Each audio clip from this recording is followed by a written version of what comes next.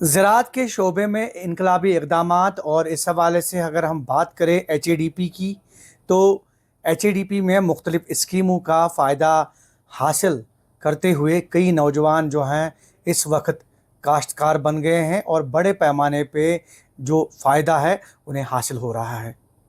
और इसका सबसे बड़ा जो श्रेय है, इसका बड़ा क्रेडिट जो है वो महकमा ज़राअत को जाता है।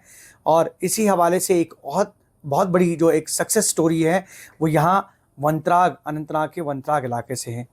यहाँ पे एक नौजवान ने वाटरमेलन के साथ साथ जो दीगर सब्जियों की काश्त जो है वो करना शुरू की है, जिससे उन्हें काफ़ी फ़ायदा जो है वो हासिल हो रहा है।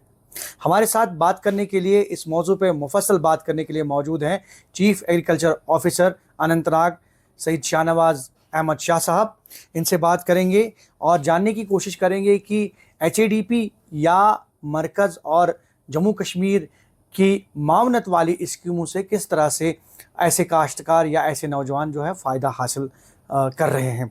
सर खैर मकदम आपका न्यूज़ 18 में ये बताइए कि एक बहुत बड़ी सक्सेस स्टोरी है जिसको मीडिया ने बहुत ज़्यादा जो है न सिर्फ उसकी जो है वो पजीराई की है, बल्कि उसको सराहा जा रहा है अवामी हलकों में, स्पेशली नौजवानों में। क्या है इसका राज? जी, आपका बहुत बहुत शुक्रिया।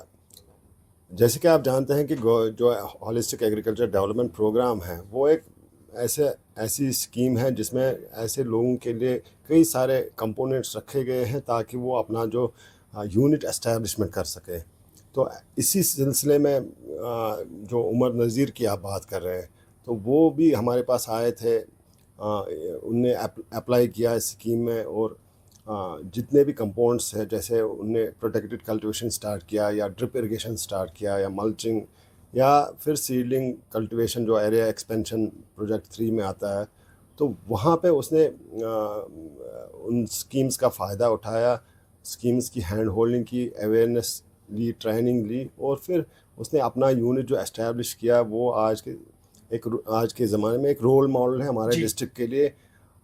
तो बहुत ही मेहनती लड़के हैं वो। एक्चुअली 5 भाई बहन हैं, तो उनने बहुत मेहनत की और सरकारी स्कीम्स का भी फ़ायदा उठाया, लेकिन खुद भी जो उनकी मेहनत वो रंग लाई है और अच्छा खासा उनका यूनिट सक्सेसफुल है आजकल। लेकिन इसमें ख़ास रोल मीडिया का भी है, जो वहाँ पे उनकी सक्सेस स्टोरी को उन्होंने प्रोपेगेट किया, पब्लिसाइज़ किया। तो आज के डेट पे हमारे जो इस production of high value vegetable जो कल्टीवेशन है उसमें लगभग 1000 कनाल के ऐसे ज़्यादा ही इस खरीफ सीज़न में वो कल्टीवेशन में आया है।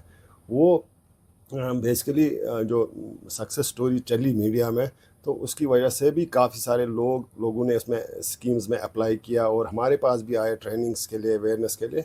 तो हमने उनको हैंड होल्डिंग की, उनको अप्लाई करवाया और स्कीम्स का बेनिफिट उन तक पहुंचाया ट्रांसपेरेंट मैनर में।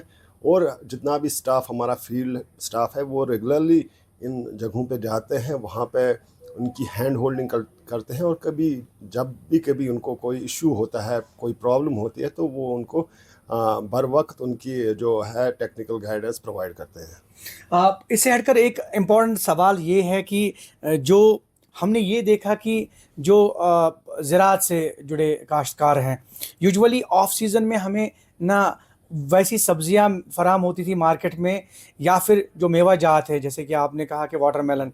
तो यूजुअली जब हम बाज़ार में आजकल जाते हैं तो हमें ये देखने को मिलता है कि वाटरमेलन अवेलेबल हैं, तो किसी वेंडर से जब हम पूछते हैं तो वो बोलते हैं कि ये तो वंतराग से लाया हुआ है, या सब्ज़ी जो होती है जो कभी मिलती नहीं थी, ऑफ सीज़न में फराम नहीं होती थी। लेकिन उसका भी एक सबसे बड़ा जो एक फ़ायदा है वो कहीं ना कहीं अब मार्केट में है। क्या आपको लगता है कि इससे मार्केट जो है काफ़ी उसमें फ़्लो भी आ सकता है, या काफ़ी नौजवानों को इससे रोज़गार भी फराहम हो सकता है? जी, आपने सही बात कही। बेसिकली कश्मीर जो रीजन है उसका एग्रो क्लाइमेटिक जो जोन है वो टेम्परेट आता है। तो नॉर्थ इंडिया में आप देख रहे हैं कि हिमाचल या उत्तराखंड या और कश्मीर एक स्पेसिफिक एग्रो क्लाइमेटिक जोन है, और जो यहाँ पे कल्टीवेशन सीजन रहता है वो डिफरेंट रहता है फ्रॉम दोज सब ट्रॉपिकल एरिया, जैसे हरियाणा, पंजाब, यूपी, दिल्ली, वहाँ पे सब ट्रॉपिकल रीजन है। और हमारी जो सब्जियात है या फ्रूट्स है वो डिफरेंट टाइमिंग में यहाँ पे ग्रो करती है। और हार्डली शायद 1 या 2 कल्टीवेशन होती हैं। बिल्कुल। अब जो आपने बात की कि कम कल्टीवेशन होती थी, एक मखसूस सीज़न रहता था कल्टीवेशन के लिए, लेकिन गवर्नमेंट ने चाहे वो HADP में है, JKCIP में है या CSS में, मिड में, हम लोग प्रोटेक्टेड कल्टीवेशन बनाते हैं। प्रोटेक्टेड कल्टीवेशन में हम जो ऑफ सीज़न होता है, जैसे रबी विंटर सीज़न जो हार्श विंटर्स होते थे, उसमें हम प्रोटेक्टेड स्ट्रक्चर्स में कल्टीवेशन ऑफ वेजिटेबल्स कर सकते हैं। जो आपने कई एरियाज़ में देखा, हमने लगभग HADP में 109 स्ट्रक्चर्स ऐसे डिस्ट्रिक्ट अनंतनाग में बनाए हैं, और डिफरेंट स्कीम्स में भी वो लगभग हमारे पास 350 के करीब स्ट्रक्चर्स, छोटे बड़े, जो प्रोटेक्टेड कल्टीवेशन स्ट्रक्चर्स हैं, और आने वाले समय में और भी बनेंगे, क्योंकि लोगों ने अप्लाई करके रखा है और वो हम बनाते, ऑनगोइंग प्रोसेस है। तो उम्मीद करते हैं कि जो हमारा मेन जो विंटर सीज़न है वो भी हम कैच कर सके। और ख़ास करके आपने देखा होगा कि ऑयल सीड्स में हमने जो national mission on edible oils है, गवर्नमेंट ऑफ इंडिया की स्कीम, और HADP में प्रमोशन ऑफ ऑयल सीड्स, और डिफरेंट ऐसी स्कीम्स हैं जहाँ पे हमने ऑयल सीड्स को ज़्यादा से ज़्यादा कल्टिवेट करने की कोशिश की, क्योंकि हमारा जो कश्मीर सब डिवीज़न है वहाँ हम डेफिसिट थे ऑयल्स में जी। तो इसलिए इतनी सारी स्कीम्स को लाया गवर्नमेंट ने। और खुशी की बात यह है कि जहाँ पे हम लगभग 15,000 हेक्टेयर कल्टिवेट करते थे 22 में, तो आज के डेट में वही लगभग 23,000 हेक्टेयर हमारे अनंतनाग डिस्ट्रिक्ट में ऑयल सीड कल्टिवेशन पिछले साल हुआ है।